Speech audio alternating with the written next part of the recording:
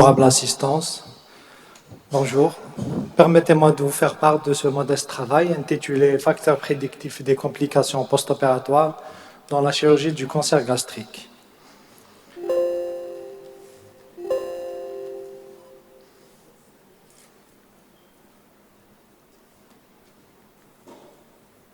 Donc, le cancer gastrique reste de mauvais pronostic malgré les progrès des techniques chirurgicales et de la réanimation périopératoire.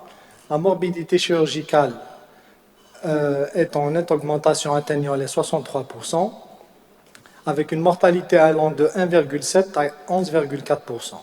C'est pour cela que plusieurs facteurs de risque de mortalité post-opératoire ont été largement étudiés dans la littérature. Donc l'objectif de notre étude est d'identifier les facteurs prédictifs des complications post-opératoires chez les patients ayant subi une chirurgie gastrique pour cancer. Donc pour cela, on a mené une étude rétrospective, descriptive, réalisée au sein du service de chirurgie générale du CHU de Tizi Ouzou, pendant la période allant de janvier 2018 à janvier 2023, où on a collégé 88 dossiers de cancer gastrique. Donc on a inclus les adénocarcinomes gastriques ayant bénéficié d'une résection curative, et on a exclu toutes les autres tumeurs en dehors de l'adénocarcinome, à savoir les tumeurs non résécables, les tumeurs avec localisation secondaire et les adénocarcinomes du cardia. Donc les facteurs prédictifs étudiés étaient l'âge, le sexe, la classification ASA, le type de gastrectomie, le type de curage, le stade de la tumeur, le temps opératoire et la durée d'hospitalisation. Donc comme résultat, on a eu un âge moyen de 65 ans avec deux extrêmes 36-91 ans. Le sexe ratio était de 1,3 avec une légère prédominance plutôt masculine. Pour la classification ASA, la majorité de nos patients étaient classés ASA 2. Donc on a réalisé 22 gastrectomies totales et 66 gastrectomies des 4/5e. Pour la classification TNM, 75% de nos patients étaient classés stade 3.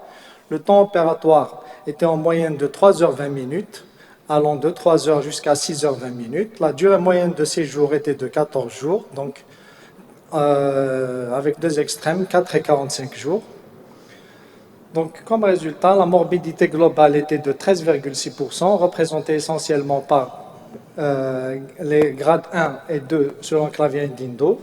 La mortalité était de 3,4%, essentiellement choc hémorragique, troubles du rythme et AVC hémorragique. Donc, pour les trois premiers facteurs étudiés, à savoir l'âge, le sexe et la classification ASA, on n'a pas noté de corrélation entre ces facteurs et la survenue de complications post-opératoires, avec un P non significatif pour les trois. Pour le type de gastrectomie, donc on a noté plus de complications pour la gastrectomie totale versus gastrectomie des 4/5e, mais le P reste non significatif, donc pas de corrélation entre le type de gastrectomie et la survenue de complications post-opératoires. Pour le type de curage, tout notre échantillon a bénéficié d'un curage des deux. La classification TNM, absence de corrélation entre les différents stades TNM et la survenue des complications post-opératoires. Par contre, le temps opératoire, plus ce dernier est allongé, plus il y a apparition de complications post-opératoires avec un P fortement significatif.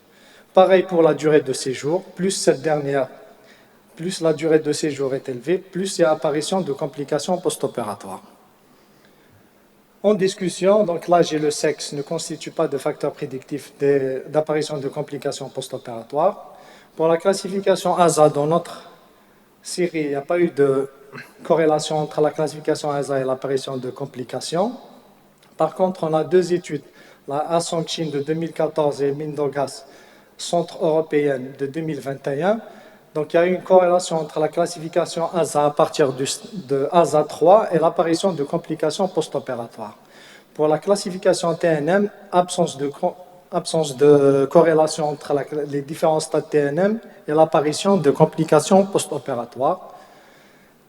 Pour le type de chirurgie, à savoir gastrectomie des 4/5e et gastrectomie totale, que ce soit pour notre série ou celle de la littérature Gauzy et celle de Asongchin, pas de corrélation entre le type de gastrectomie et l'apparition de complications. Par contre, pour le curage ganglionnaire, on a l'étude de Roberto Persiani qui a eu un effectif de 94 gastrectomies sur une étude rétrospective où il a objectivé que le curage ganglionnaire à partir de D2 est prédictif d'apparition de complications post-opératoires avec un P significatif. Pour le temps opératoire, que ce soit pour notre série ou celle de la littérature, il est clair que l'allongement du temps opératoire est prédictif d'apparition de complications post-opératoires. La durée de séjour, là aussi, pour notre série et celle de la littérature, il y a une corrélation entre l'allongement de la durée d'hospitalisation et l'apparition des complications post-opératoires. Donc, en conclusion, la survenue des complications après une gastrectomie a un impact négatif sur la survie à long terme.